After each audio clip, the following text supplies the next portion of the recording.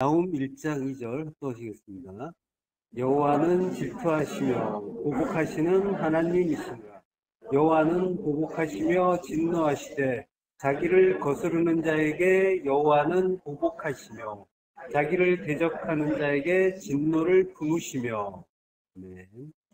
네. 오늘 지금 성경 강의 나훔 세 번째 진노하시는 하나님이라는 말씀입니다. 그 나훔 1장 2절에서 8절까지가 알파벳이라고 했죠. 그 구조가 2절에서 8절까지 구조가 제가 표로 담아놨어요. 예. 그래서 크게 세 부분으로 나눌 수가 있는데요. A와 B와 A 다시 세 부분으로 크게 나누어지는데, 그래서 이제 A에는 진노의 하나님, 은총의 하나님, 심판의 하나님이 나오고요. 그리고 B에 창조의 하나님이 나와요. 그래서 하나님이 나타나시는 그 장면이 나오고요. 그리고 이제 그 B의 그 하나님 나타나시는 일이 1번과 3번에서 나오고, 두 번째 가운데에 창조의 하나님이 나오고, 그리고 이제 하나님의 특성이 다시 A-로 6절에서 8절까지 나오는데요. 역시 진노의 하나님, 은총의 하나님, 심판의 하나님 이렇게 나와요. 그러니까 그 진노의 하나님, 은총의 하나님, 심판의 하나님이 양쪽에 빵처럼 양쪽에 샌드위치 빵처럼 양쪽에 있는 거고, 그리고 이제 가운데 그 핵심이 되겠죠. 정말로 하나님이 성경이 말씀하시고 싶어하는 거, 그게 창조의 하나님이란 주제로 3장 후반부, 3절 후반부에서 5절까지 나오거든요. 근데 이제 또 그 가운데 이제 창조의 하나님이 이제 핵심이 되는 거예요. 자, 이렇게 하나님의 특성이 이렇게 나오는데, 이 하나님의 진노하시고 그 심판하시는 하나님이 결국은 이것이 전부 그 구조를 보면은 이해가 되시겠지만 창조를 위한 것이다라는 그런 걸 이제 또 이 구조 안에, 성경의 구조 안에, 이 샌드위치 구조 안에 넣어 놓은 거죠. 예. 이렇게 하나님이 우리를 향해서 그 화내시고 진노하시고 심판하시는 그, 보복하시는 그런 모습을 너무나 저기 엄숙하게, 그리고 무시무시하게 그런 표현으로 우리를 책망하고 그리고 야단치고 있는 것처럼 보이지만, 결국은 그 모든 것이 창조를 위한 일이다. 새 사람, 새 성전 창조하는 일이다라는 것을 이 알파벳 C의 이 구조를 통해서 또 가르쳐 주고 있는 거죠.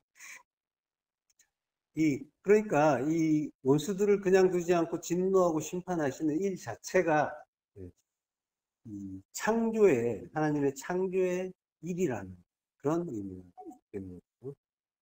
결론이 뭐 이미 다 나오다시피 했네요. 자, 그렇지만은 만약에 이런 그 내용을 우리가 지난주에 이어서 계속 공부하고 있는데, 하나님의 그 진노, 분노, 보복, 이 의미 속에는 사실은 하나님의 사랑이 담겨 있다고 했죠. 창조를 위한 사랑이에요. 근데 이러한 내용을 알지 못한 상태에서 오늘 본문을 본다면 어떤 생각이 들겠어요?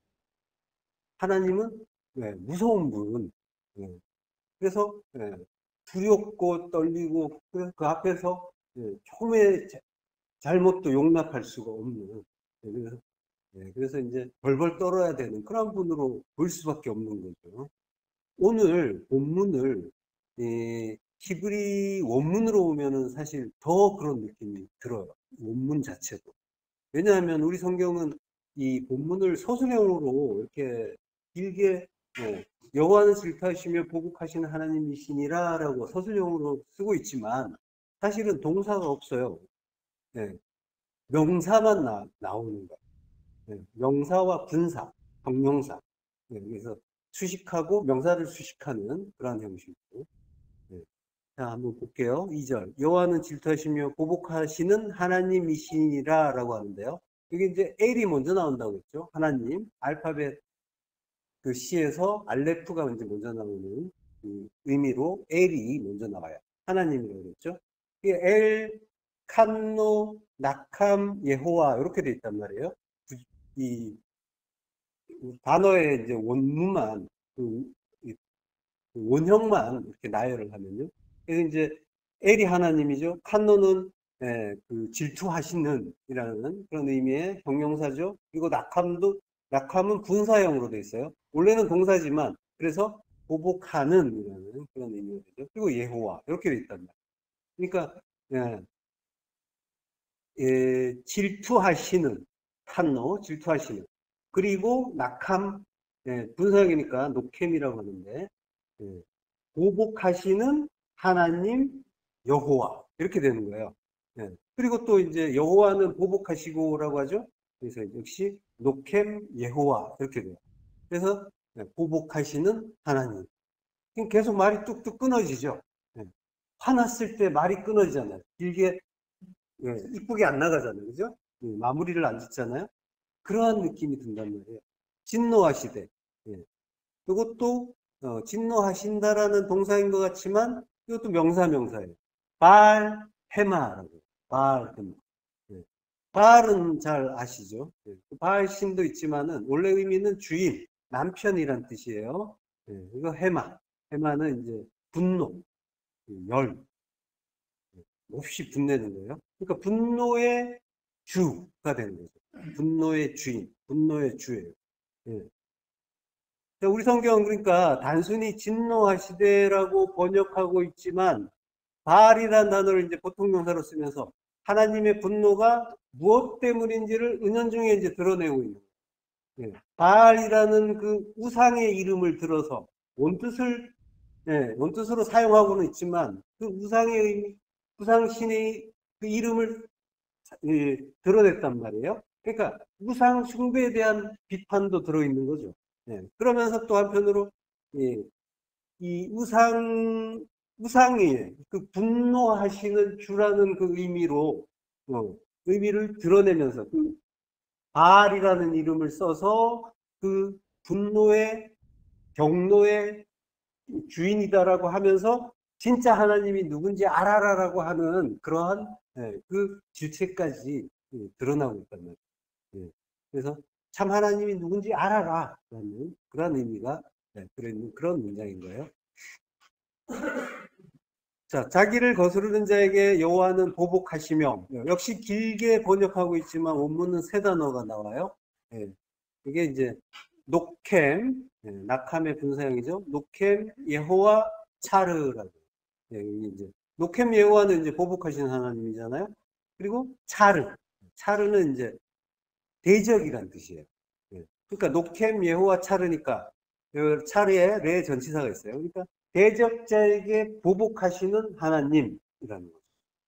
계속 이제 명사로 뚝뚝 끊어지는 그런 구절들이 이어지고 있는 거예요. 그 다음에 자기를 대적하는 자에게 진노를 품으시며 라고 해요. 여기에서 이제 대적하는 자, 자기를 대적하는 자에게 라는 말이 한마디로 오예부, 원수예요. 레전치사가 앞에 있어요. 그러니까 원수에게 나타르, 이게 이제 지키다라는 보호하다, 노를 품다. 그러니까 노를 품는 거죠. 분노를 품는 거죠. 화를 품는 거예요. 그걸 이제 분사형으로 쓴 거예요. 나타르를 분사형으로 쓴 거예요. 그러니까 역시 이제 동사가 아니에요. 그러니까 원수에게 노를 품으시는 후는 이제 대명사예요. 그분이 되는 거죠. 자, 계속 이렇게 말을 이제 그 마무리하지 않고 서술적으로 마무리하지 않고 뚝뚝 끊고 있단 말이에요. 분노가 응축된 듯한 그런 느낌이 드는 표현을 쓰고 있는 거예요. 자, 지난 시간에 우리가 앞에서도 말했지만 하나님의 그 질투, 분노 이런 것들이 사랑의 다른 표현이라는 걸 확인했어요. 그렇지만 그렇다고 해서 성도가 하나님의 분노, 진노를 아무것도 아닌 것으로 생각해서는 안 되는 거죠. 전지전능하신 신이신 하나님이 인간의 감정을 매개로 우리에게 하나님의 뜻을 가르쳐 주시는 이유를 우리는 분명하게 이해해야 되는 거죠. 하나님이 이제 그 인간의 감정을 이렇게 가지시는 듯한 그런 표현을 뭐라고 한다고 했죠? 혹시 이걸 이제 신인 동성론적인 표현이다라고 하잖아요. 그리고 이제 뭐 손이나 발 이런 걸 이야기할 때는 동형론이라고 하고, 성격이 같다는 거죠. 신과 인간이 동성, 같은 성격이다라고 표현하는 거죠. 표현하는 거죠. 우리를 이해할 수 있게끔, 우리가 이해할 수 있게끔 이제 표현을 그렇게 하는 거예요. 자, 그러니까 이제 하나님이 그런 그 감정을 이렇게 실으면서 우리에게 하나님의 뜻을 가르쳐 주고 있단 말이에요. 그게 뭐 때문이겠어요? 아버지가 자녀를 훈육하고 때로는 초달을 하는데 1차적으로는 아프잖아요. 아픔을 느끼고 그 속에서 자기를 돌아보면서 반성도 하는 거죠. 아버지가 나를 미워해서가 아니라 도리어 사랑하심으로 이 초달을 주시는 거다라는 그러한 이제 이해와 성숙의 단계로 성도가 가는 거죠. 네. 보복하신 하나님, 분노의 주, 대적자에게 보복하신 하나님, 원수에게 분노를 품는 그분, 이 무시무시한 표현들 앞에서 우리가 하나님의 사랑을 온전하게, 온전하게라고 하기엔 좀 표현이 그렇지만, 우리가 이제 충분히 그 사랑을 이제 파악했잖아요. 거기서 발견했잖아요. 그래서 너무 두려움을 느끼지 않을 수도 있단 말이에요. 그러면 안 된다는 걸 이제 말씀드리는 거예요. 혹시나 오히려 아무것도 아닌 것으로 느끼시지는 않을까 하는 높아심을 가질 정도로 우리가 하나님의 사랑을 잘 발견하고 있단 말이에요. 네. 자, 하나님의 질투, 칸노. 질투는 칸노죠. 그리고 보복, 낙함. 여기 이 단어에 대해서는 지난 시간에 살펴봤단 말이에요. 그리고 우리가 지난 시간에 하나님의 저주도 모든 것, 질투, 보복, 이런 것 모두 다 사랑이라는 걸 확인했단 말이죠. 예. 한번, 지난 시간 공부를 잠깐 살펴보고요. 질투한다는 말은 칸노라고 했어요. 이 칸노는 질투의 참뜻, 칸노는 열심이라고 했습니다. 하나가 열심히 하다라는 뜻이라고 했죠. 그래서 에스겔서 39장 25절을 우리가 살펴봤었죠. 그러므로 주 여호와께서 이같이 말씀하셨느니라. 내가 이제 내 거룩한 이름을 위하여 열심을 내어 야곱의 사로잡힌 자를 돌아오게 하며 이스라엘 온 족속에게 사랑을 베풀지라. 열심을 낸다는 거예요. 하나. 피엘형이죠. 강조형이. 반드시 내가 열심을 낸다. 내 거룩한 이름을 위하여. 거룩한 이름은 거룩한 말씀이라고 했죠. 흔히 거룩하면은 이제 경건하고 장엄하고 성스러운 건데 이런 걸 떠올리기도 하는데 코데시란 말이에요. 코데시. 근데 이제 코데시의 원래 의미는 분리란 말이에요. 거룩의 그러니까 참 뜻은 분리에 있단 말이죠. 그러니까 분리라는 거는 나누는 거죠. 어떤 것을 다른 어떤 것으로부터 떨어뜨리는 것. 이게 이제 분리란 말이에요. 자, 그러면 또 이제 요걸 또 오해하면은, 거룩이라는 거는 성과 속을 분리하는 건가 보다. 이렇게 또 이제 오해하기도 하죠. 그래서 이제 하나님 백성을 세상으로부터 분리하고, 하나님 백성을 하나님 백성 아닌 자와 분리하는 것. 요게 거룩이다. 이렇게 이해하기도 했었잖아요. 거룩의 의미를. 그렇지만은 성경은 항상 내 안의 일로 보아야 한다고 했죠. 성경만이 아니라 모든 게 다 말씀이고 성경이라고 했어요. 하나님이 나에게 주신 그 판인 그 호코스모스, 그 모든 것들을 내 밖의 일로 보게 되면은 그때 성속에 불리는 인간에게 커다란 오해를 불러일으킨단 말이죠. 그래서 그 성, 그 거룩, 그걸 위해서는 속세를 떠나야 되겠구나 이런 생각을 자연스럽게 하게 된단 말이에요. 그것들이 오랜 역사 동안에 나타났죠. 그래서 이제 수도원도 나오고 수녀원도 나오고 또 산속에 깊이 절도 세워지고 여러 종교들의 사원도 세워지고 이게 다 마찬가지 이 성격이란 말이에요. 하나님의 뜻을 오해하면 이런 일이 일어난단 말이에요. 또 뭐 불교는 결국 기독교와 관계없는 것 같지만은 결국 그것도 다 모든 건 다 하나님 말씀에서 비롯된 거란 말이에요. 말씀을 오해하면 이방신이 되고 기독교도 역시 하나님 뜻을 오해하니까 이방신앙과 다를 바 없이 되기도 하고 그러잖아요. 마찬가지라는 전부 이제 구약에 머물러 있는 거예요. 이렇게 하나님을 다른 신으로 오해하면 다른 하나님, 다른 진리가 나타나는 거죠. 그게 우상이란 말이에요. 근데 이제 우상은 결국 그 정체는 나라고 했잖아요. 내가 나의 그 바램, 나의 희망사항이 투영된 것이, 투사된 것이 우상이란 말이에요. 예, 내가 부자가 되고 싶으면 재물신에게 제사 드리는 거고, 싸움 잘하고 싶으면 전쟁의 신을 섬기는 거고. 예, 우상의 정체는 자기란 말이에요. 자기 탐심인 거예요. 예. 자, 그렇게 그 성을 위해서 속을 떠나서 수도를 한다고 하는 사람들, 그 사람들은 어떻게 거룩하게 됐나요? 예. 종교개혁을 한 마르틴 루터도 수도사 출신이랍니다. 수도원에서 수도한 사람이에요. 그걸로는 안 된다는 거예요. 세상을 떠나서 깊은 산속에 들어간다고 해도 그거는 지리적인 분리일 뿐이죠. 예. 참된 분리가 아니란 말이에요. 결국 거기도 보이는 세상입니다. 자, 분리의 진리는 우리 안에 율법이란 말이에요. 율법을 하나님의 뜻, 그 진리와 분리한다라고 합니다. 네. 그래서 이제 사이크리드라고 하죠. 그 거룩한, 신성한 이런 뜻의 이제 그 영어가 사이크리드, 세이크리드 이렇게 이제 발음하는데, 근데 이제 그 세크리파이스라고 하죠. 세크리파이스가 이제 희생 제물이잖아요. 희생 또는 희생 제물. 그러니까 거룩의 의미는 이 어원을 찾아 들어가 보면은 희생 제물에서 거룩이 나오는 거예요. 거룩의 의미. 희생 제물. 그리스도로부터 나오는 거예요. 십자가 죽음으로부터 나오는 거예요. 희생 제물로 바쳐지는 거. 십자가에서 죽는 거예요. 성도 역시 마찬가지. 성도도 십자가에서 죽으면 거룩으로 가는 겁니다. 하나님이 예, 그게 예, 하나님께 바쳐진 것이라는 의미인데, 예, 그러니까 그게 거룩이다라고. 십자가에서 그렇게 나의 두 마음이 분리되면 그걸 거룩이라고 합니다.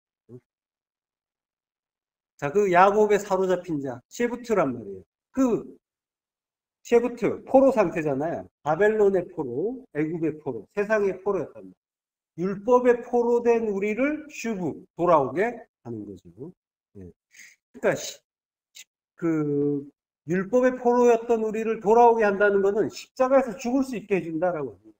예. 그러니까 이제 예, 하나님의 질투는 해결시켜 주시기 위한 열심입니다.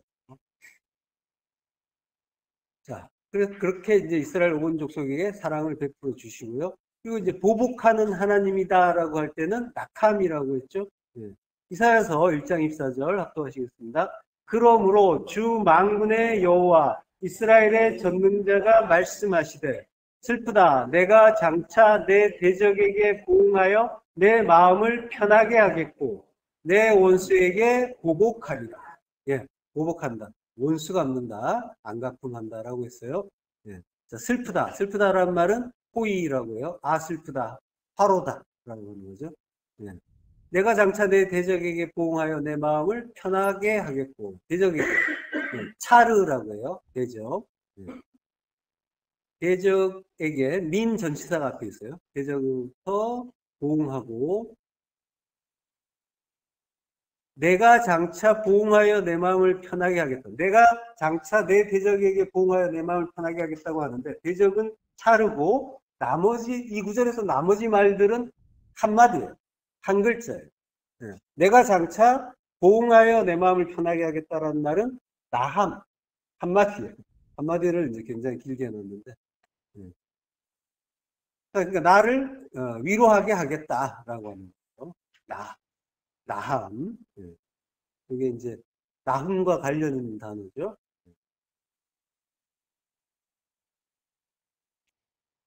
자, 요게 이제 보복의 의미라고 했죠. 예.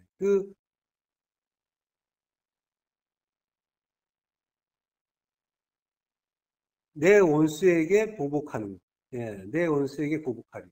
내 대적에게 보응하여 내 마음을 편하게 하고 내 원수에게 예,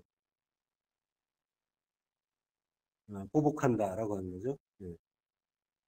이 낙함의 의미를 우리가 이제 창세기 4장 15절에서 좀 더 분명하게 살펴볼 수 있었죠. 벌을 7배나 받는다. 4장 15절에서 이제 가인을 죽이는 자는 벌을 7배나 받는다. 이런 이제 예, 말씀을 하셨잖아요. 거기서 이제 벌이 아니라 벌을 받는다. 요게 이제 낙함이라고 했죠. 예, 요게, 예. 근데 그게 이제 7을 받는다라고 했잖아요. 7. 7은 언약이죠. 예. 언약으로 갚아진다라고 했죠. 그걸 복수한다의 의미라고 했어요. 이 구절에서 가인에게 표를 준다라고 했는데 표는 오트라고 했죠. 그걸 이제 가인이 오트를 받는데 여기 이제 오트가 표적, 징조 이런 뜻으로 쓰여요. 징조라는 말은 정확하지 않아요. 의미가 표적이라고 이제 볼 수가 있는데, 자 그러니까 그를 만나는 모든 사람이 아니라 그를 만나는 모든 것이라고 했죠. 콜, 마차, 모든 것에서 죽임을 면하게 된다라고 했어요. 그래서 그걸 위해서 표를 주는데 그를 찾는 모든 것은 말씀이라고 했죠. 그러니까 가인이 모든 말씀으로부터 죽음을 면했다 이런 의미죠. 그러니까 죽어야 되는데 말씀을 받으면 받고 죽어야 되는데 말씀을 받고 죽음을 면했다는 건 뭐예요? 껍데기로 받았다는 거예요. 그게 이제 오트 표적으로 받았다는 거죠. 그러니까 모든 말씀을 진리로 깨닫지 못해서 표적으로만 보고 그래서 아직 자기 부인의 그 십자가 죽지 못했다라고 하는 거죠. 그래서 이제 광야를 떠돌면서 유리방황해야 하는 그런 존재라고 하는 거죠. 이사야서 7장 14절 그러므로 주께서 친히 징조를 너희에게 주실 것이라 보라 처녀가 잉태하여 아들을 낳을 것이요 그 이름을 임마누엘이라 하리라. 여기 이제 징조란 말이에요. 오트 표적이에요. 그러니까 오트라는 거는 눈으로 보이기에 나타난 것이란 말이에요. 진리를 알라고 주신 거예요. 그렇지만은 아직 진리 자체로 깨닫지 못한 상태, 요걸 이제 오트라고 하는 거예요. 처녀가 잉태하여 아들을 낳을 것이요. 요게 이제 오트라고 하는데, 징조라고 하는데, 표적이라고 하는데, 그 의미를 모르면 어떻게 되겠어요? 오해를 하게 되면. 그러면 이제 이 처녀가 성모가 되어버리는 거예요. 네. 처녀는 순결한 여자를 이야기하는 게 아니에요. 성경에서는. 네. 가톨릭에서 이제 뭐 성모, 거룩한 어머니라고 이제 추앙하고 있지만 성경에서 말하는 처녀는 남자 모르는 자를 이야기합니다. 네, 마리아란 말이에요. 마라의 쓴물이었던 우리를 가리키는 그런 이름인 거죠. 요한복음 1장 3, 4절 마리아가 천사에게 말하되 나는 남자를 알지 못하니 어찌 이 일이 있으리이까. 네, 아내를 남자예요. 네, 히브리어로 이시란 말이에요. 이시 남자고 남편이에요. 네. 그러니까 남편이 누군지 모르는 자다라고 하는 거예요. 이게 처녀예요. 신랑이 누군지 바르게 알아야 이시아가 되는데, 근데 그리스도의 신부가 되는 거죠. 근데 신랑이 누군지 모르는 상태란 말이에요. 그러니까 죄와 허물로 죽어 있는 상태, 그를 이제 처녀라고 하는 거예요. 남자를 알지 못합니다. 신랑을 알지 못합니다. 나라의 스물들에게 하나님이 찾아와서 신랑이 되어주시고 아들을 낳게, 그리스도를 낳게 해주시는 거죠. 그래서 임마누엘이에요. 임마누엘. 하나님이 우리와 함께 계신다. 이미 함께해요. 이미. 그리고 엘이 하나님이죠. 누가 이제 우리고. 그러니까 하나님이 우리와 함께 계신다. 자, 그러니까 이제 처녀란 말이에요. 신랑을 모르는 우리 이야기하는 거란 말이에요. 진리를 모르는 우리의 그 어리석음, 무지, 어두움, 이걸 가르쳐 주는 게 처녀라는 말이에요. 자, 무지가 죄죠. 죄는 무지를 가르쳐 주는 거란 말이에요. 진리를 알지 못하는 그 상태. 그러니까 이제 죄인이다라는 거예요. 자, 그렇지만 하나님이 임마누엘, 우리와 함께 계신다. 언제부터? 영원 전부터 하나님이 함께 계시죠. 우리의 상태와는 무관하게. 우리는 진리를 모르는 어둠이기도 한데, 어둠의 상태로 온 거죠. 원래는 하나님과 영원 속에서 함께 있다가 잠시 시간 속으로 들어온 거란 말이에요. 뭔가 이유가 있어서 하나님의 뜻을 알기 위해서, 하나님의 영광을 드러내기 위해서 하나님 나라를 위해서 잠시 왔단 말이에요. 그러니까 그 상태, 이 땅에 온 상태가 어둠이고 무지고 죄인의 상태인데, 죽은 시체의 상태인데, 근데 그 상태에서 우리가 죽을 둥 살 둥 뭔가를 열심히 해가지고, 그래, 그걸로 인정을 받아서 하나님께, 하나님 나라로 들어가고, 이러한 일이 일어나는 것이 아니란 말이죠. 자, 우리가 죄와 허물로 죽어 있어요. 그렇지만 죽었거나 말거나 영원 전부터 하나님은 계속 나와 함께 계시다고 합니다. 이게 임마누엘이에요. 그 하나님, 영원 전부터 영원까지 함께 계시답니다. 하나님. 그 하나님을 우리가 믿는 거란 말이에요. 예. 그 하나님은 그러면 지금 어디 계신 거예요? 그렇죠. 내 안에 계신 거예요. 영원 전부터. 예. 이게 구원의 복된 소식이 되는 거예요.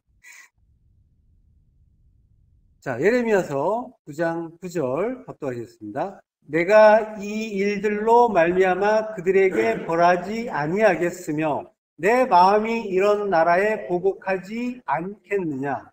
여호와의 말씀입니다. 예. 지금 이제 하나님이 두 번 반복하고 계시죠. 같은 의미란 말이에요. 내가 일들로 말미암아 그들에게 벌하지 않겠으며 내 마음이 이런 나라에 보복하지 않겠느냐. 이 같은 말씀을 두 번 반복하신 거예요. 같은 내용이라는 거예요. 예. 그러니까 벌하고 보복하고 이 역시 같은 의미인 거고. 자, 근데 이제 벌하다는 말이 박하대요. 세다, 계수하다, 돌보다. 예. 그리고 보복한다는 말 낙하네요. 자, 그러니까 벌하지 않겠느냐, 보복하지 않겠느냐 같은 말 반복했다고 했어요. 그러면은 파카드와 낙함은 같은 의미의 단어라고 볼 수가 있는 거예요. 낙함의 의미가 파카드에 드러나는 거예요. 네. 자, 그러니까 파카드는 창세기 21장 1절에 보면 여호와께서 말씀하신 대로 사라를 돌보셨고 돌보신다는 의미인 거예요. 네. 자, 그러니까 돌보신다는 말이 보복한다, 낙함의 의미입니다. 그리고 출애굽기 4장 31절 네. 백성이 믿으며 여호와께서 이스라엘 자손을 찾으시고 네. 하나님이 이스라엘 나를 찾아주시는 거. 이게 보복의 의미랍니다. 네. 그리고 민수기 1장 19절 네. 여호와께서 모세에게 명령하신 대로 그가 시내 광야에서 그들을 계수하였더라. 예. 자, 이 파카드라는 단어를 민수기에서 계수한다 그런 말이 예, 어마어마하게 많이 나오죠. 예, 그 단어란 말이에요. 그러니까 우리를 이스라엘의 군대로 삼아서 하나님 나라로 만들어 주시겠다는 게 하나님의 복수랍니다. 예. 하나님의 복수를 이제 우리가 이해해야 됩니다. 자, 예레미야서 46장 10절 합독하시겠습니다. 그날은 주 만군의 여호와께서 그의 대적에게 원수 갚는 보복일이라. 칼이 배부르게 삼키며 그들의 피를 넘치도록 마시리니 주 만군의 여호와께서 북쪽 유브라데 강가에서 희생 제물을 받으실 것이미로다. 예. 자, 그날이란 말이에요. 하요미죠. 예, 심판의 날. 진리의 빛을 주시는 때란 말이죠. 그 때가 주 만군의 여호와께서 그의 대적, 대적, 나란 말이죠. 나에게 원수 갚는, 낙한, 보복한 그러한 보복일이다. 네카마라고 네카마. 네카마라고 하는데 네카마가 복수죠. 여기 이제 낙함에서 온 말이에요. 예, 낙함에서 앞에 세 글자가 비슷하죠? 예. 낙함에서 온 말이고요. 자, 그러니까 진리의 빛을 주시면 나의 그 어두움, 무지, 죄가 죽게 되죠. 예. 사라지게 되죠. 예, 요것들이 하나님의 원수인 거예요. 내가 원수인데 사실 진정한 하나님의 원수는 내 안에 그 어두움, 무지, 그리고 하나님을 오해하는 그 율법이란 말이에요. 자, 그 복수의 날에 칼이 배부르게 삼키며 그들의 피를 넘치도록 마신다라고 해요. 헤레브가 악칼, 먹고, 그리고 배부르게가 이제 악칼이에요. 먹고, 그리고 삼키고, 이 비슷한 의미인데 이걸 합쳐서 배부르게 삼킨다라고 했어요. 악칼과 사바로. 사바도 역시 이제 먹는다는 얘기예요. 만족하다, 포식하다. 예. 두 개를 합쳐서 배부르게 삼킨다라고 했고요. 그리고 그들의 피를 넘치도록 마신다라고요. 예. 피는 담이죠. 담을 라와 예. 충분히 마신다라고 하고요. 예. 그러니까 이거 실컷 먹고 마시는 건 뭐가 먹는 거예요? 뭐가 먹고 마시는 거예요? 예, 칼이죠, 칼. 칼이 그렇게 한다는 거예요. 예, 칼이 먹이를. 예, 말씀이죠. 예. 요한계시록에 나오죠. 그 입에서 예리한 검이 나온다. 그리스도 입에서 나오는 예리한 검. 예, 말씀이란 말이에요. 그걸로 만국을 친다라고 해요. 만국, 나라는 나라. 모든 나라인데 내 안으로 보면 나를 완전히 쳐주신다라고 하는 거죠. 자, 칼이 배부르게 삼키며 그들의 피를 넘치도록 마신다라고 하는 건 그러니까 칼이 나를 먹는 거예요. 말씀이 나를 먹는 거라고. 근데 그게 곧 내가 칼을 먹는 거예요. 내가 말씀을 먹는 거라고. 예. 그러니까 나는 너로 더불어 먹고 너는 나로 더불어 먹는다라고 했죠. 예. 그렇게 피차 서로 먹는 거예요. 내가 말씀을 먹는 게 주님이 나를 양식 삼아서 먹는 일입니다. 주님이 나에게는 너희가 알지 못하는 양식이 있다라고 하시잖아요. 주님의 양식이 바로 이거란 말이죠. 이렇게 배부르게 실컷 먹고 마시는 거죠. 실컷 먹는단 말이 사바죠, 사바. 이게 이제 일곱을 뜻하는 약속, 언약을 뜻하는 쉐바와 같은 단어예요. 이렇게 실컷 먹게 해주는 거. 진리의 말씀을 실컷 먹게 해주는 게 언약이란 말이에요. 그래가지고 그 언약을 받으셨기 때문에 지금 그 진리의 말씀을 실컷 드시고 계시죠? 나를 죽여주시는 그 말씀을 실컷 먹고 있단 말이에요. 그 말씀이 진리란 나를 죽이는 게 진리잖아요. 십자가 진리. 나를 죽여서 새롭게 살리는 거. 살리기 위해서 죽이는 거. 그 진리의 말씀을, 그 언약대로 실컷 받고 있단 말이죠. 그걸 진리로, 그 말씀을 받으면서 그 일들, 흔히 고난 환란이라고 하기도 하는데, 그런 것들을 받으면서 그 속에서 하나님의 언약, 약속, 진리를 깨닫고 계시다면은, 그러면 이제 하나님의 언약이 나와 하나가 되는 거죠. 내가 하나님 백성이라는 게 분명해지는 거예요. 그리고 그 은혜가 나에게 넘치게 부어지고 있는 그러한 일입니다. 주 만군의 여호와께서 북쪽 유브라데 강가에서 희생 제물을 받는다라고 해요. 북쪽이란 말은 이제 차폰이라고 해요. 이사야서 14장 13절 보면요. 내가 내 마음에 이르기를 내가 하늘에 올라 하나님의 묵별 위에 내 자리를 높이리라. 내가 북극 지폐의 산 위에 앉으리라. 네. 마음에 이르기를. 레바브 마음이란 말이에요. 마음. 네. 우리의 마음이죠. 우리의 마음은 두 마음이잖아요. 탐심의 마음이에요. 네. 근데 이제 그 마음이란 말이 레바브인데 요거 이제 파자하면 가르치는 성전이에요. 예. 우리가 두 마음을 가지고 있는데 그게 성전 가르쳐 주려고 주신 거라고 하는 거예요. 진짜 성전 가르쳐 주시려고 그 율법에 두 마음 주셨다고 하는 거죠. 예.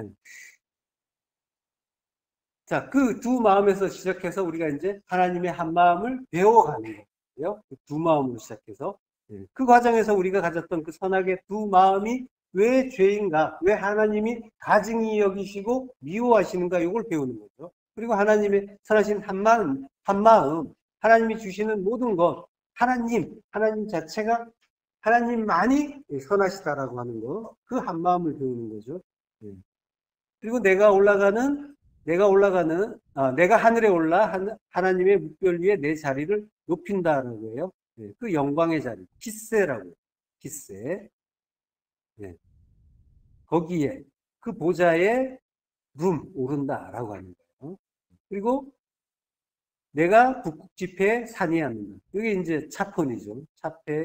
차폰에 이제 앉는다.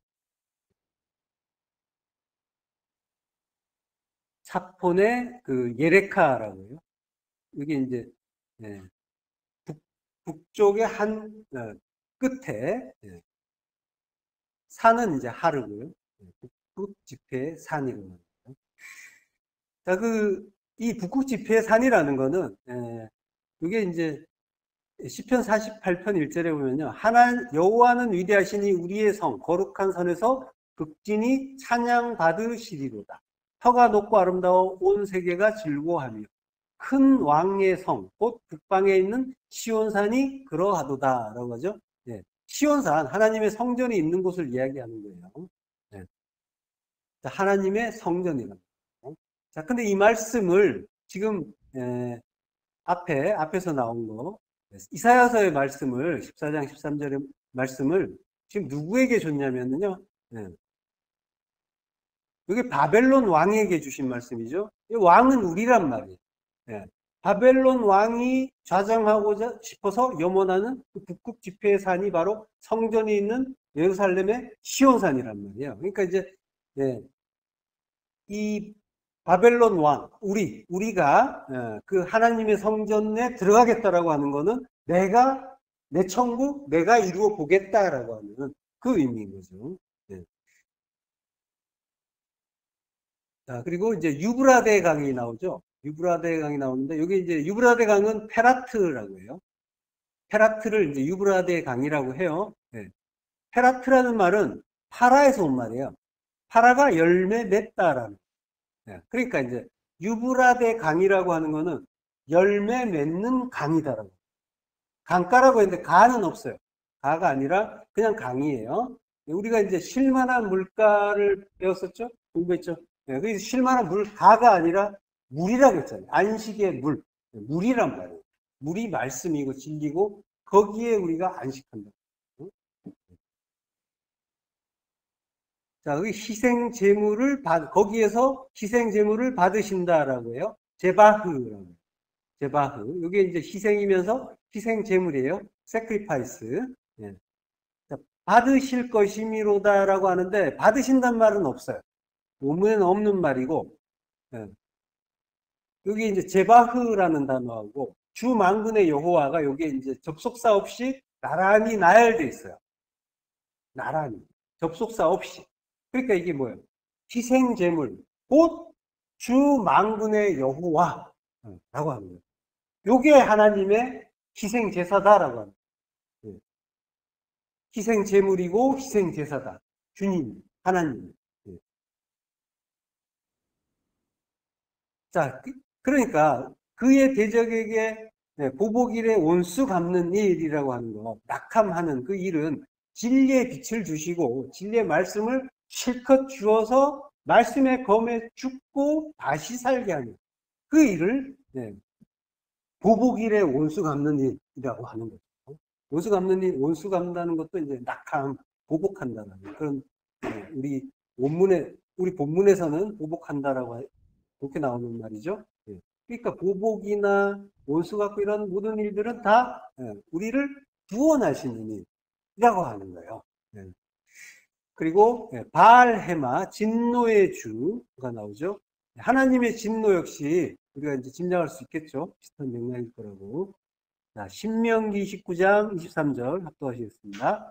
그 온 땅이 유황이 되며 소금이 되며 또 불에 타서 심지도 못하며 결실함도 없으며 거기에는 아무 풀도 나지 아니함이 옛적에 여호와께서 진노와 격분으로 멸하신 소돔과 고모라와 아드마와 스보임의 무너짐과 같음을 보고 물을 것이요.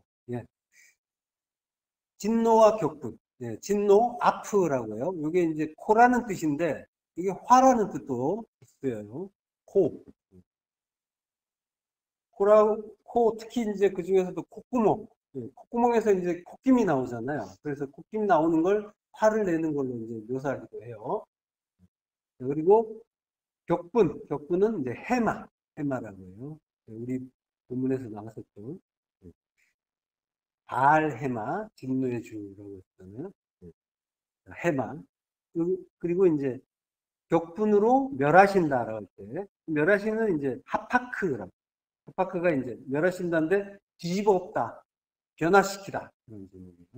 그런 뜻이에요.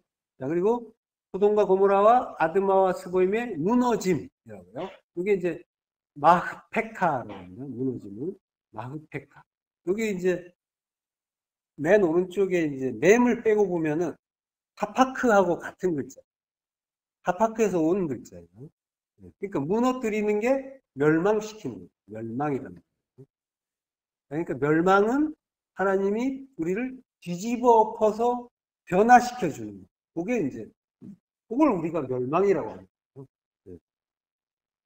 그 소돔과 고모라에 그 불과 유황이 쏟아져서 다 엎어서 멸하셨다라고 하죠. 다 엎어서 멸하는 걸 이제 하파크라고 하는데, 그렇게, 예, 엎어서 멸하는 게 변화시키는 거라고 했잖아요. 예, 변화해서 새 사람 만드는 거라고 했죠. 그게 멸망이랍니다. 그걸 우리는 멸망으로 인식하고 있는 거예요. 자, 그러니까 뒤집어 엎어서 변화시켜서 새 사람 만드는 게 하나님이 진노하고 분내신, 격분하신 그런 일입니다. 자, 온 땅이 유황이 되고 소금이 되고 불에 탄다고 해요. 유황은 코프리트라고 합니다. 코가 아니고 고. 사전이 잘못됐네. 고. 이거 기멜이니까. 고프리트. 그리고 멜라흐. 멜라흐가 이제 소금이죠. 그리고 테레파. 불태움 이런 거요. 소금은 그 소금 언약이라고 하잖아요. 그러니까 변치 않는 언약. 소금은 변함이 없죠. 그 언약을 가르쳐 주시려고 소금을 절대로 변하지 않는 것으로 우리에게 보여주고 계신 거죠. 그리고 불태움은 성령의 불세례죠. 성령은 진리의 말씀이잖아요. 내 말, 레마가 영이고 생명이다라고 하시잖아요. 영이란 말이에요. 푸뉴마, 성령. 그러니까 성령이 레마의 말씀이란 말이에요. 진리의 말씀. 그러니까 불에 탄다라고 하는 것은 성령 세례에 의해서 진리를 깨닫는 거. 그걸 이제 불에 탄다라고 해요. 자, 그러면 이제 유황은 뭘까요? 유황의 의미는 유황은 이제 고프리트라고 하는데, 유황은 주로 불과 함께 나오죠. 불과 유황이 함께 심판할 때 나온단 말이에요. 역시 진리예요. 이사야서 3장 33절 합독하시겠습니다. 대저 도벳은 이미 세워졌고 또 왕을 위하여 예비된 것이다. 길고 넓게 하였고 거기에 불과 많은 나무가 있은즉 여호와의 호흡이 유황개천 같아서 이를 사르시니. 여호와의 호흡이라고 하죠. 유황이 많은 거, 유황이 개천이라고 하는데 유황이 많이 흐르는 거. 자, 그러니까 여호와의 호흡이란 건 뭐예요? 성령이잖아요. 성령. 그러니까 성령이 유황 개천 같다. 유황이 흐르는 것 같아서 이를 사르시. 성령의 불로 사르는 것과 같이 바르, 불타다, 불붙다, 소멸하다 그런 거예요. 자, 이 도벳이라는 말이 나오는데 도벳이 이미 세워졌다라고 하죠. 도벳은 이제 토프테라고 해요. 이게 이제 그게 그 불타는 곳, 제단 그런 의미예요. 타파스란 말에서 나온 건데 제가 타파스는 소개 안 해놨죠. 그러니까 여기에 도벳이 이제 흰놈의 골짜기에 있는 거잖아요. 흰놈의 아들 골짜기이긴 하지만 거기에 이제 인신 제사를 드리는 사당이 이제 도벳이죠. 여기서 이제 자녀들을 제물로 바쳤잖아요. 그게 이제 왕을 위해서 예비된 곳이다라고 해요. 그러니까 이제 엉뚱한 예배 드린 거죠. 아들을 제물로 바치는 게 맞아요. 그게 구원이에요. 근데 이게 이제 그걸 그 의미를 오해하니까 자기 아들을 바치고 있는 거죠. 내 안에서 그리스도를 바치고 그리고 그리스도로 거듭나야 되는데 자기 아들을 바치는 그러한 일을 보이는 대로 보니까 그 이제 그 보이는 것들의 표적을 그 진리로 오해하면 이런 일이 나타나는 거죠. 왕은 우리니까 우리를 위해서 예비된 것. 그러니까 이게 불타는 곳 제단 십자가란 말이에요. 오해된 십자가지만 그게 그 주님이 죽으시는 그 십자가를 예표하는 거예요. 자, 여기서 왕은 성경에서는 왕을 위해서 예비됐다라고 하죠. 이 왕은 아수르 왕이에요. 예. 바로 앞에 보면요. 이사야서 30장 31절부터 하시겠습니다. 여호와의 목소리에 아수르가 낙담할 것이며 주께서는 막대기로 치실 것이라. 여호와께서 예정하신 몽둥이를 아수르 위에 더하실 때마다 소고를 치며 수금을 탈 것이며 그는 전쟁 때에 팔을 들어 그들을 치시리라. 예, 아수르. 예, 오늘 나훔이 니느웨에 대한 그 예언인데 이게 아수르에 대한 그런 심판의 말씀인 거죠. 예. 자, 여호와의 목소리에 아수르가 낙담한다고요. 예. 여호와의 목소리, 콜이에요. 소리, 음성이에요. 예. 아수르가 낙담이에요. 하타트, 이게 이제 놀라고 당황하고 낙담하고 두려워한다라고 하는 거죠. 그러니까 하나님의 말씀을 그 뜻을 깨닫지 못하면 그 하나님의 말씀은 그냥 콜이 되는 거죠. 음성이 되는 거죠. 소리가 되는 거죠. 그러니까 그 말씀은 괴로운 말씀이 되는 거죠. 놀라고 당황하고 낙담하고 두렵게 만드는 그런 말씀이 되는 거죠. 우리 이야기로는. 이 왕은 우리예요. 아수르 왕은 우리를 이야기하는 거예요. 왕은 전부. 하나님은 계속 진리의 말씀을 주시는데 우리는 늘 보이는 대로 보고 들리는 대로 듣는 거예요. 그래서 수시로 놀라고 당황하고 심심하면 낙심하고 이게 무슨 일이야? 나한테 왜 이런 일이 일어나는 거야? 이러면서 놀라고 두려워하는 거예요. 그럴 때 하나님은 어떻게 하셔야겠어요? 쳐야죠. 막대기로 치실 것이다 라고 하죠. 막대기, 셰베트. 막대기, 십자가로 낙하, 죽인다, 때려 죽인다, 죽일 것이다. 십자가로 죽여주시는 거예요. 이게 구원이에요. 은혜인 거죠. 여호와께서 예정하신 그 몽둥이 역시 마태, 지팡이, 막대기, 십자가를 하죠. 예정하신 몽둥이라고 하는데 예정하신 몽둥이는 마태 무사다라고 해요. 이게 이제 예정의 의미가 아니라 무사다. 무사다는 이제 기초. 지정이라는 뜻도 있어요. 있어서 이제 예정이라고 했는데 기초의 의미가 있어요. 기본적이고 완전히 구원의 기초이기도 하고 세상의 기초이기도 하고 그러한 구원의 어떤 반석이 되는 그러한 몽둥이 십자가를 이야기하는 거죠. 자, 요 무사다가 들어간 말을 보면요. 이사야서 28장 16절 합독하시겠습니다. 그러므로 주 여호와께서 이같이 이르시되 보라 내가 한 돌을 시온에 두어 기초를 삼았노니 곧 시험한 돌이요 귀하고 견고한 기초돌이라. 그것을 믿는 이는 다급하게 되지 아니하리라. 기초를 삼는다 라고 하죠. 이게 이제 야샤드라고요. 야샤드. 기초를 삼는다는 말은 무사다라는 말의 동사였는 거예요. 무사다. 여기 기초죠. 여기 이제 야샤드란 말에서 온 거예요. 곧 시험한 돌이요 귀하고 견고한 기초돌이다. 십자가 시험을 받은 돌 에벤 하나님의 아들이다. 그리고 귀하고 견고한 기초. 그 무사다의 돌이다. 그리스도를 이야기하는 거죠.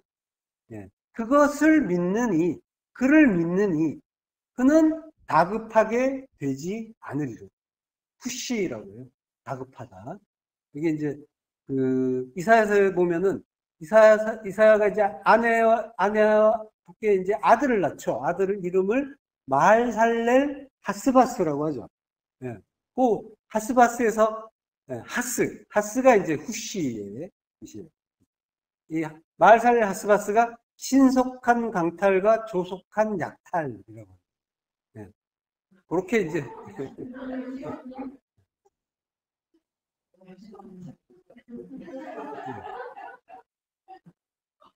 여기 애 이름을 아주 이렇게 이제 우리가 멸망당할 것이다. 이렇게 이제 우리가 가진 모든 거 다 강탈당하고 약탈당하고, 그러니까 조속하게, 신속하게 우리를 뺏어가 주시는 게 은혜인 거죠. 이렇게 주신다라고 합니다. 자, 그렇게 답하지 않게 된다라고 합니다. 자, 그리고 자기를 거스르는 자에게 여호와는 보복하신다라고요. 거스르는 자는 차르예요. 본문으로 간 거예요. 자기를 거스르는 자에게 여호와는 보복하신다. 차르. 그러니까 요게 노켐 예호와 차르가 되는 거죠. 여호와가 보복하신다는 노켐 예호와잖아요. 거기에서 이제 대적자는 차르예요. 여기 레전치사가 있어서 대적자에게 보복하시는 하나님이라고 하는 거예요. 자, 느헤미야서 9장 27절 합독하시겠습니다. 그러므로 주께서 그들을 대적의 손에 넘기사 그들이 곤고를 당하게 하심에 그들이 환난을 당하여 주께 부르짖을 때 주께서 하늘에서 들으시고 주의 크신 긍휼로 그들에게 구원자들을 주어 그들을 대적의 손에서 구원하셨거늘. 하나님이 성도를 대적의 손에 넘겨요. 그리고 그들이 공고를 당하게 하셔서 그들이 환난을 당한다라고. 자, 우리에게 일어나는 일이란 말이에요. 성경은 우리 안에 일을 가르쳐 주시는 말씀이라고 했잖아요. 그럼 뭘 얘기하는 거예요? 우리를 대적의 손. 대적은 누구겠어요? 우리 아니니까 율법이 되는 거죠. 우리의 그 두 마음, 율법에 넘긴다라고 하는 거예요. 넘긴다의 의미는 우리를 우리 뜻대로 살게 하신다는 거예요. 그렇게 잠시 두신다는 거예요. 그걸 대적의 손에 넘겼다라고 합니다. 넘겼더니 어떻게 돼요? 공고를 당하고 환난을 당한다. 자, 그러니까 성도가 당하는 곤고와 환난은 율법의 환난인 거예요. 원래 하나님은 하나님 나라를 알라고 주셨는데 그걸 우리는 율법으로 보니까 두 마음으로 보니까 이게 환난이고 고난이야 이러고 있는 거죠. 곤고야 환난이야 이러고 있단 말이에요. 그게 우리 두 마음의 판단에 의한 거라는 거죠. 환난의 정체는 두 마음이란 말이에요. 그러니까 이게 이제 우리가 하나님을 대적하는 일이다라고 하는 거예요. 하나님은 사랑으로 우리에게 그걸 주셨는데 모든 일, 모든 사건, 사고, 관계 전부 그게 말씀이라고 했잖아요. 그것들을 말씀으로 우리에게 주셨는데 우리가 그것들을 이거는 악이야라고 받아버리면 내가 하나님과 대적하는 그게 대적자가 되는 거예요.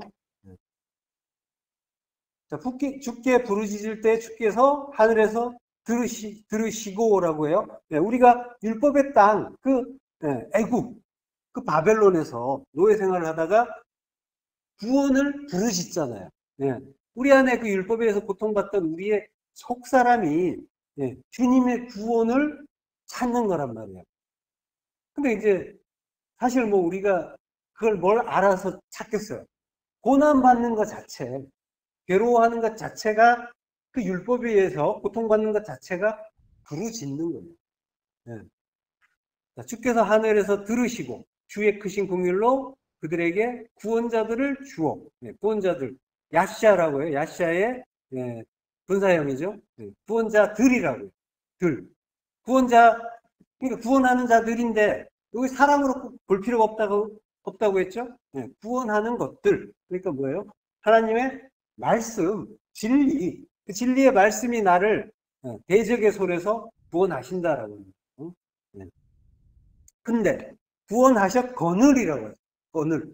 이거는 뭐예요? 구원하셨는데 딴짓했다는 거죠. 우리가 은혜를 주셨는데 그 은혜 모르고 또 돌아가더라. 우리 이야기 맞죠? 계속 그러고 있잖아요. 자, 우리에게 이제 그 은혜가 계속 부어지고 있는데 우리는 또 돌아가 하는 거예요. 근데 하나님은 어떻게 해요? 누가 이겨요? 하나님이 이기신다. 이게 은혜인 거죠. 그래서 그 다음 구절을 보면요. 느헤미야 9장 28절 합독하시겠습니다. 그들이 평강을 얻은 후에 다시 주 앞에서 악을 행함으로 주께서 그들을 원수들의 손에 버려두사 원수들에게 지배를 당하게 하시다가 그들이 돌이켜 주께 부르짖음에 주께서 하늘에서 들으시고 여러 번 주의 긍휼로 건져내시고, 네. 이게 우리 인생이란 말이에요. 성도 인생은 이렇게 흘러가고 있답니다. 네. 오해부, 원수들에게 지배를 당한다. 네. 그 원수는 대적과 마찬가지죠. 우리 안에 율법, 네. 그 율법의 지배를 받는다. 통치를 받는다. 나다. 다스림을 받는다는 거죠. 그러니까 율법으로 산다는 거예요. 두 마음으로, 내 뜻대로 하나님 노릇하면서, 네. 보이는 대로 보면서 그 은혜로, 사랑으로 깨닫지 못하고 미움으로 받아버립니다. 하나님을 사랑하라고 하는데, 그러니까 하나님의 모든 말씀을 사랑으로 깨달으면 그게 하나님을 사랑하는 거라고 했죠. 네, 근데 그걸 사랑으로 깨닫지 못하면 그게 형제를 미워하는 거예요. 형제를 미워하니까 살인을 하는 거예요. 그게 하나님, 예수 죽이는 일이 되는 거죠. 계속 이러는 거예요, 우리. 네, 이렇게 하고 있는 겁니다. 여러 번 주의 긍휼로 건져내시고 계속 건져내고 계신 거예요, 하나님. 네. 그러니까 하나님은 구원하시는 분인 거예요. 구원하시는 분으로 계속 우리에게 오시는 거고 우리는 계속 죄 짓고 구원 받는 자로 남는 거란 말이에요. 요게 분명해지는 거예요, 구원은. 네. 우리는 악을 행하다가 돌이켜서 슈브란 말이에요. 하나님이 생각나게 해주시고 그러면 부르짖고 그러면 또 하나님이 구원해 주시고 이러면서 이제 가고 있는데, 그러니까 이 말씀 속에서 우리는 또 자유함을 느끼는 거예요. 왜 이렇게 나는 안 되는 거냐라고 하는 그 고민이 굳이 필요 없는 거예요. 이게 우리에게 당연하게 주어진 일이죠. 우리는 계속 돌아가고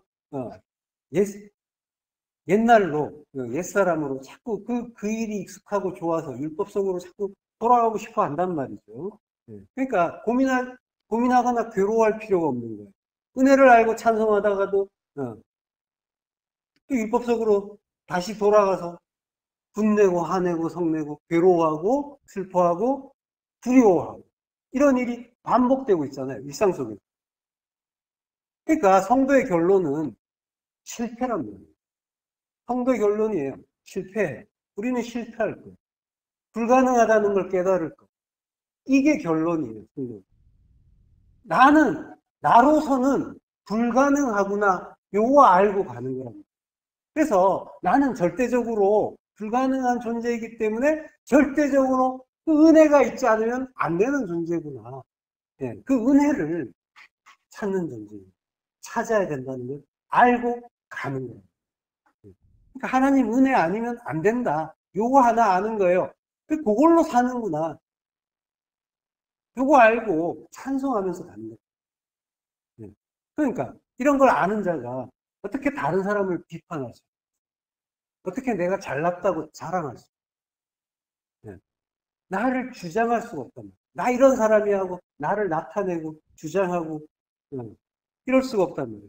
내가 어떤 사람인데 감히 내 신기를 건드려 왜 내 마음에 안 들게 행동해?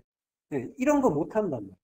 내가 가능하다고 믿으니까 그런 말이 나오는 거예요. 내가 뭔가 할 수 있다라고 하니까 뭔가 가능성을 보니까 내가 옳다, 내가 옳은 어떤 길을 만들어가고 있다라고 착각을 하니까 다른 일을 판단하고 정죄하고 하는 일이 나오는 거예요. 그게 사랑과의 관계만이 아니라 어떤 모든 일에서 이것들이 사랑으로 깨달아지지 않을 때 그것들이 전부 나의 판단이고 나의 정죄이고 예수 죽이는 겁니다. 사랑하지 못하는 거, 형제를 사랑하지 못하는 게 형제를 미워하는 거고 살인이란 말이에요. 우리는 계속 예수 죽이고 있는 자라는 걸 아는 거예요. 요거 알고 가는 거란 말이에요. 이게 이제 북극 집회에 좌정하겠다는 하는 그러한 일인 거죠. 그때 하나님은 내가 반드시 너 끌어내려서 수월에 박아주겠다고 하신단 말이에요. 그렇게 만들어 주시는 게 은혜란 말이에요. 그러니까 주님이 아시잖아요 하면서 우리는 결국 면목 없이 머리 긁적이면서 뻔뻔하게 주님 따라가는 거예요. 다른 거 없어요. 이리 와 하면 가는 거예요. 아, 제가 무슨 자격이 없습니다. 저는 이러면 이제 유다 되는 거고. 예. 요한복음 21장 18절 합독하시겠습니다. 내가 진실로 진실로 내게 이르노니 내가 젊어서는 스스로 띠뛰고 원하는 곳으로 다녔거니와 늙어서는 내 팔을 벌리리니 남이 내게 띠띠우고 원하지 아니하는 곳으로 데려가리라. 자, 이렇게 되는 거죠. 예. 젊어서는 스스로 띠띠우고 존님이라고 해요. 띠뛴다. 띠를 띈다는 거는 진리의 허리띠 내가 만들어서 차고 예. 그렇게 다닌단 말이죠. 창세기 3장 7절에 보면은 그 아담과 하와가 그 자기들이 벗은 줄을 알고 무화과 나무 잎을 엮어서 치마를 만든다라고 하죠. 치마로 삼는다라고 하죠. 그 치마가 하고르란 말이에요.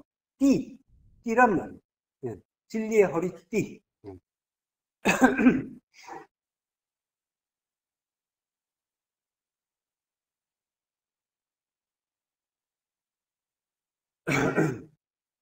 자, 선악과를 먹은 우리는 스스로 내 마음에 드는 진리를 나의 그 두 마음으로 만든 그 진리를 무수하게 만들어서 허리띠로 차고 있단 말이에요.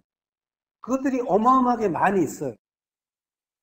그것들을 다 벗겨내는 거랍니다. 하나님이 우리를 다 털어가 주시는 게 그것 벗겨주시는 거예요.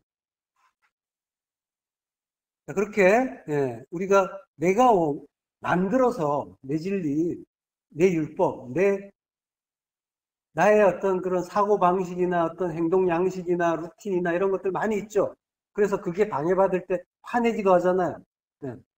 이 나의 어떤 가치관, 세계관 이런 것들과 안 맞을 때 언쟁하기도 하고 그런 것들이 전부 내가 만들어 스스로 띠띠운 그 허리띠란 말이에요.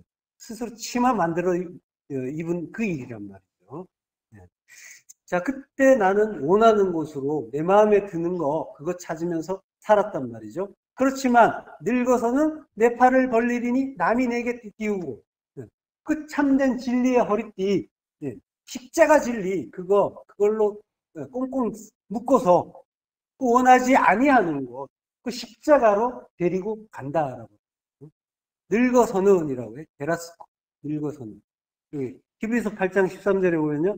새 언약이라 말씀하셨음에 첫 것은 낡아지게 하신 것이니 낡아지고 쇠하는 것은 없어져 가는 것입니다.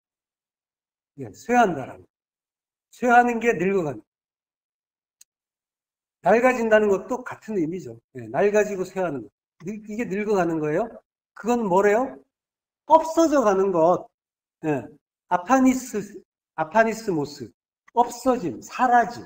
예, 없음이 되는 거예요. 없음이 되는 거. 늙는다는 건 뭐예요, 결국? 늙는다는 거는 자기의 불가능을 깨닫고 없음이 되는 거. 에녹처럼 없음이 되는 거야. 그러면 하나님과 동행하는 게 되는 거란 말이에요. 그걸 우리 인생 안에 넣어주신 거란 말이에요. 그래서 우리가 늙어가는 그런 외모를 인생 속에서 갖게 되는 거란 말이에요. 그러니까 없음이 되는 게 제대로 늙는 거예요. 없으면 안 되고 외모만 늙으면 그냥 망하는 거죠. 예. 그러니까 외모로 보여주지만 그 자체가 진리가 아니라 그걸로 없음 이후에 사멸로 가죠. 그래서 늙음 이후에 사멸로 가고 그래서 없음이 되는데 그러한 인생 과정을 보여주시는 것 자체가 우리에게 진리를 가르쳐 주시는 거예요. 늙어가서 없음이 된다라고 합니다. 그걸로 모든 그 하나님의 그 나라를 이룬다라고. 그러니까 노인이 된다고 하죠. 노인이 되는 게 늙는 거죠. 그래서 노인을 작켄이라고 하잖아요. 그 작켄을 장로라고 한단 말이에요. 진리 아는 자. 진리를 아는 자가 노인이죠. 작켄, 장로란 말이에요.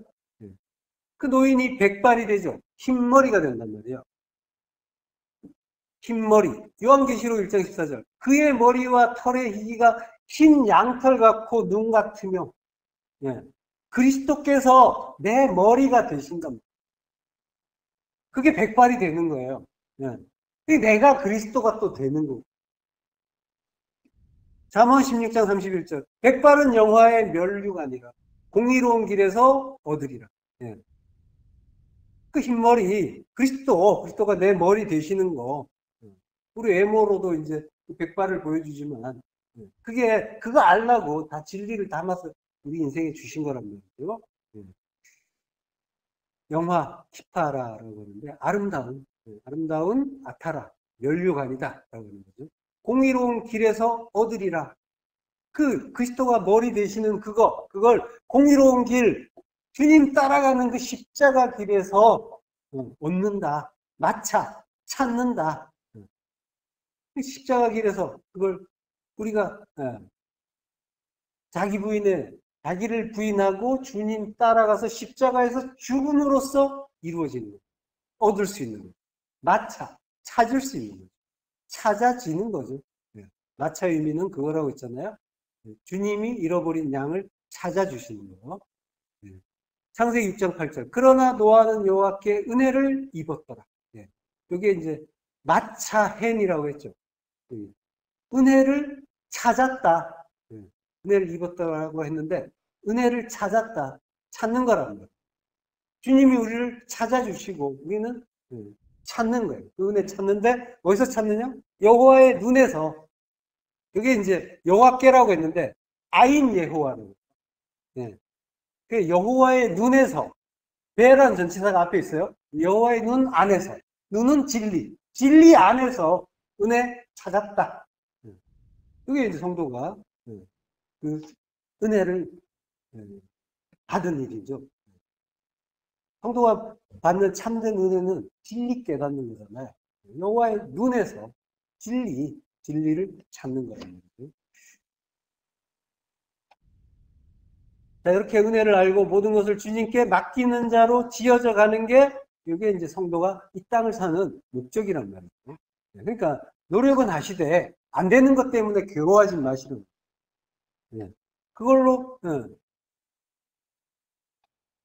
그 불가능을 우리는 알기 때문에 하나님 그래서 면목 없다라는 그런 이제 표현을 하는데 면목 없이 들어가는 거예요. 면목 없이 부끄러운 구원. 모두가 부끄러운 구원을 얻는 거예요. 우리 같은 그 시험 속에서. 자, 자기를 대적하는 자에게 진노를 품으신다라고 하죠. 대적자는 오해부. 오해부에게 진노를 품는다. 품는다는 말은 이게 이제 나타르라고. 나타르 후 오예부라고 하는 거예요. 나타르 후 오예부라고 했죠. 원수에게 분노를 품는 그라고. 나타르가 분노를 품다라고 했잖아요. 분노를 품다. 자, 이 오예부는 여기에 이제 아브라는 단어가 있죠. 아브라는 단어에서 가운데 요두가 들어간 거죠. 그러니까 이제 요두는 손이란 뜻이잖아요. 아브는 하나님의 성전이죠. 아버지란 뜻이면서 하자하면 하나님의 성전이죠. 그러니까 하나님의 성전 안에 십자가에 박힌 그 주님의 손이 들어있는 거죠. 그러한 존재가 원수란 말. 십자가에서 화목제물이 되심으로써 하나님과 화해하는 자라는 의미가 담긴 말이 원수란 말이에요. 주님이 원수를 사랑하라고 하셨잖아요. 이거는 명령이란 말이에요. 명령은 우리가 할 수 있는 일이 아니라고 했잖아요. 주님이 우리에게 해주시는 거란 말이에요. 하나님이 우리에게 해주겠다. 원수인 너희를 사랑해 주겠다라고 하시는 말씀인 거란 말이에요. 언약의 말씀인 거죠. 그 사랑하는 원수, 그를 어떻게 한대요? 나타르 지킨다. 보호한다. 노를 품는다라고 하지만 그 의미는, 그 속뜻은 지키고 보호한다. 아가서 8장 12절. 솔로몬 너는 천을 얻겠고 열매를 지키는 자도 200을 얻으려니와 내게 속한 내 포도는 내 앞에 있구나. 솔로몬 너는 천을 얻겠고, 얻는다는 말은 없어요. 솔로몬 너는 천이다 라고. 엘레프. 솔로몬인데 의미는 평강이잖아요. 샬롬. 그 평강이 하늘의 완성이다라고. 천이란 말이에요. 천은 완성이란 하늘의 완전. 그러니까 하나님이 주시는 그 평강, 십자가에서 죽고 부활하는 거, 그 십자가 안에 평강이 있잖아요. 예, 그 죽음 안에. 예, 그것이 예, 하늘의 완전을 이루는 일이다라고 하는 거죠. 그리고 열매를 지키는 자도 200을 얻으려니와 당연히 얻는단 말 없겠죠. 예. 열매를 지키는 자, 지킨다. 나타르. 예. 나타르 지키는 자. 열매는 페리죠. 페리를 지키는 자는 200. 예. 메아란 말이 100이죠. 100의 쌍수예요. 그래서 마타임이라고 하는데 둘이에요. 100이 완성인데 100이 이제 둘이에요. 예. 예수 그리스도 짝이란 말이에요. 평강은 하늘의 완성이고 열매를 지키는 자 그는 예수 그리스도시다 라고 하는 거죠. 예. 이렇게 예수 그리스도께서 완전하게 원수인 우리를 지켜주신다고 하는 거예요. 네. 원수대적인 우리를 질투하시고 보복하시고 진노하신다고 말씀하시지만 아들은 그 속에서 하나님이 우리를 원수 사랑하는 자 내가 십자가에 박히면서 사랑해야 될 자라는 것을 가르쳐 주시고 그리고 그들을 내가 지켜주겠다. 십자가의 죽음으로 지켜주겠다라고 하는 그 언약을 담은 말씀인 거죠. 그 원수 되시기를 축원합니다. 기도하겠습니다. 하나님을 감사합니다. 우리가 하나님의 그 뜻을 깨닫지 못해서 하나님을 미워하고 대적하는 원수였는데 하나님께서 원수를 사랑하라고 말씀하신 그 약속 지키기 위해서 그 원수인 우리를 십자가 죽음으로 지키고 보호하시고 사랑하신다고 하니 감사합니다. 그 은혜 깨닫고 하나님의 찬송하기 간절히 소망합니다. 예수 그리스도 이름으로 기도했습니다.